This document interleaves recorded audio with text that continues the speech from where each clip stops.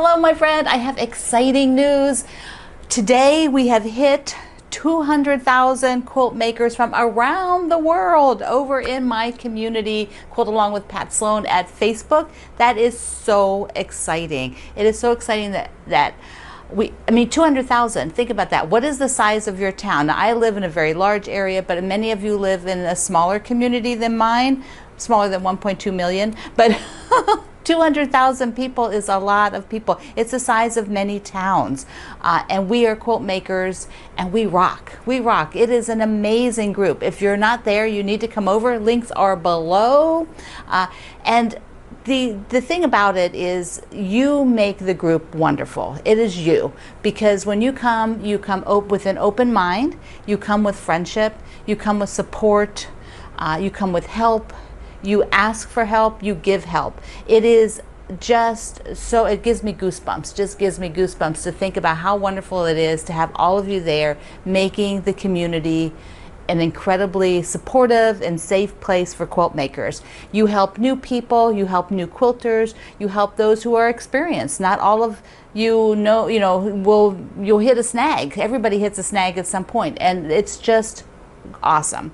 I appreciate you so much. You are what makes it all work so well. I have to also thank Cindy and Dennis, who help Greg and I keep the environment safe. We do all that behind the scenes stuff so that you don't get a lot of crap in the group, and when the occasional little thing goes off into the weeds, we be sure to, get rid of that kind of stuff. We don't want any negativity. We want a positive, warm, friendly environment, which it is.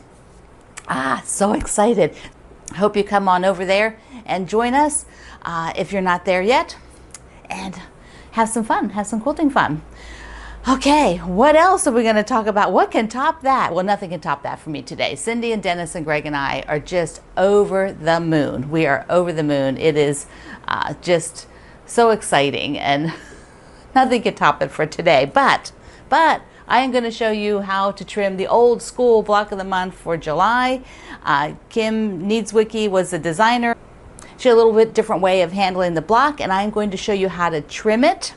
So let's take a look. I've got the block down here.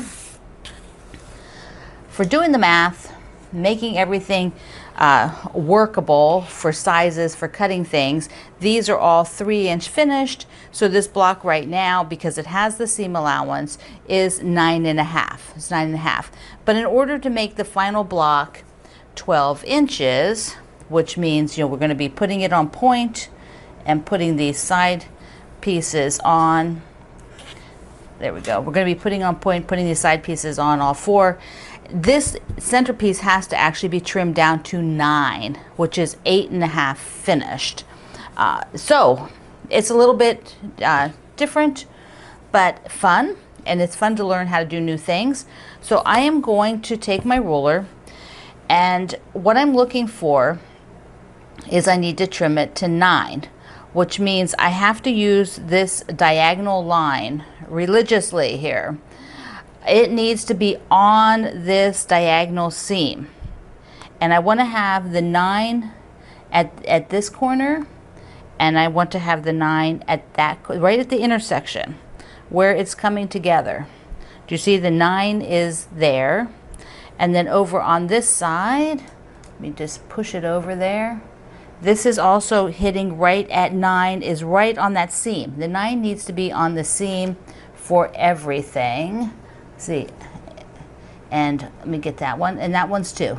9, all of them have to be at 9, because what I'm doing is, you can see it now when I pull out, there is a 1/4 of an inch right now showing, and I'm going to be trimming that.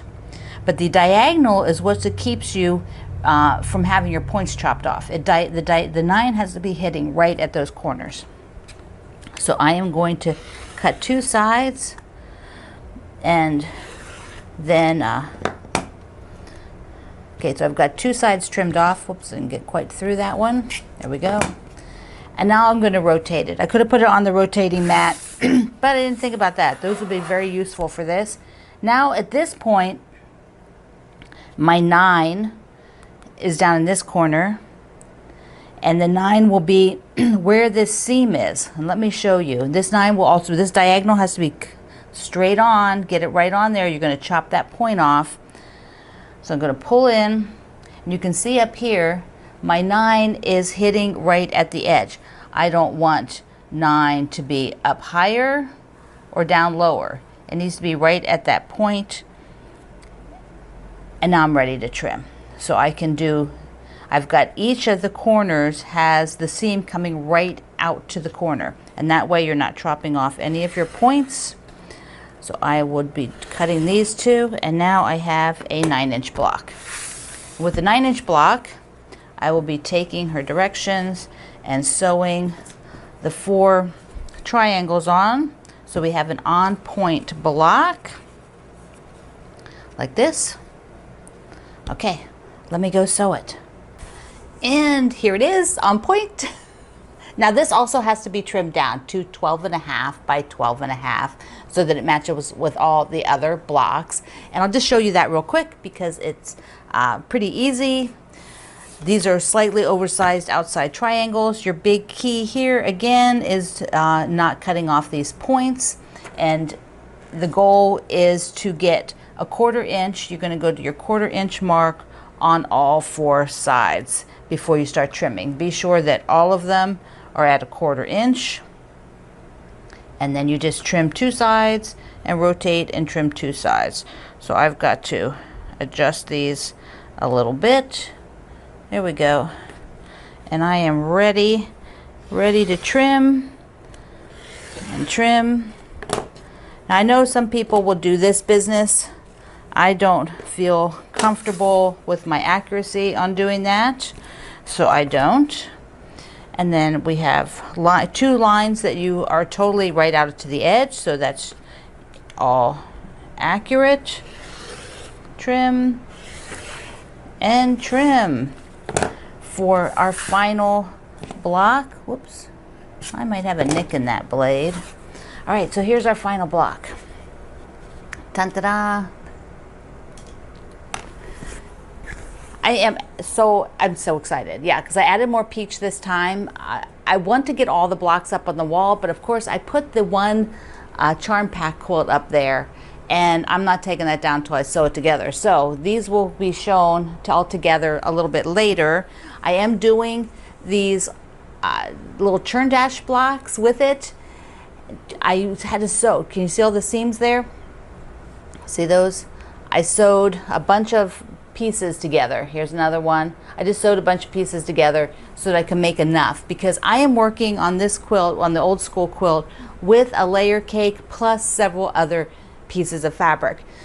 So for the layer cake, a lot of them were 2 pieces of the same, but I still have you know, what, 5 more blocks to do for the whole, you know, project, and I want to be sure, I just want to be frugal and be sure I have enough, so I didn't want to use too much of it. Okay, I have a mail call. This is from Kayla. Sometimes I wonder if my sewing machine misses me too. Don't let your sewing machine miss you. This is such a cute card. Okay, she sent me some darling Alice in Wonderland fabric that she got in a mystery bag, or a mystery set of fabrics. But this is so cute. So there's a couple pieces of it to add to my Alice in Wonderland fabrics. Thank you, thank you, thank you. Okay, another thing I'm doing is I want to get another UFO underway. I want to get the UFO done. That would be underway. So this is the bracelets that I did. The friendship bracelet with the Jolly bar. We did this earlier in the year, and Cindy and Dennis quilted it for me. Look at the quilting. I love it. It's nice, dense quilting. It is so cool. It's got kind of a medallion. So what I have is 2 binding options. Which should I have? Which should I have? I have, this is for the sleeve. I always put a hanging sleeve because, you know, I never know if I want to hang it or not. But I have the stars, which are from the fabric line. So I have the stars that I can do the binding. But I also, you know, this is red, white, and blue. It's an Americana fabric line. But I also found in my drawer, my binding drawer that is kind of useless, but it's there with all that binding in it. I found this, which has red, It's an older fabric that has red dots, and I thought, I want that. That looks more, I don't know, it just looks more happy. Looks more happy. So I'll put the blue in my stash for using on some other project. So this is the next thing that I will get done. Will get done. Okay, the charity auction is up. My quilt is out there. It's in the link below, so I hope you go take a look. Here is a close-up of some of the quilting on the charity quilt that Cindy and Dennis did. So we are so excited to support Make-A-Wish with the Fat Quarter Shop. So I hope you go out and bid. I hope you, if you're not bidding yourself and you know somebody in your community that would love to bid on this to support Make-A-Wish, please send them the link.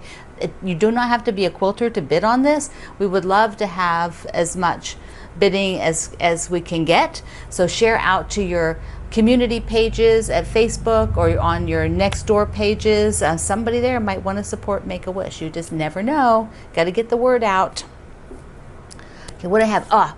Bats and booze. Boo, B-O-O.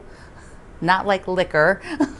Somebody says, sound like you're talking about booze. No, it's, what is with these Halloween words lately? Really, every time I say something, somebody else thinks I'm saying some different word with the Halloween stuff. The kitty fabric was one of them, and now the bats. So the free bat sew along. We'll start soon. What is it, the first Friday in August, I think? There is a kit if you want one. The pattern is free. There's a cross stitch, but there's all the supplies if you want them. The Fat Quarter Shop will also be telling you which of the different triangle papers. So let me see if I can reach them. So if you want to try papers like these to work on it, they have those listed with the kit. So you could give it, if you wanted to give them a try. Oh, I've got allergies today. Whee!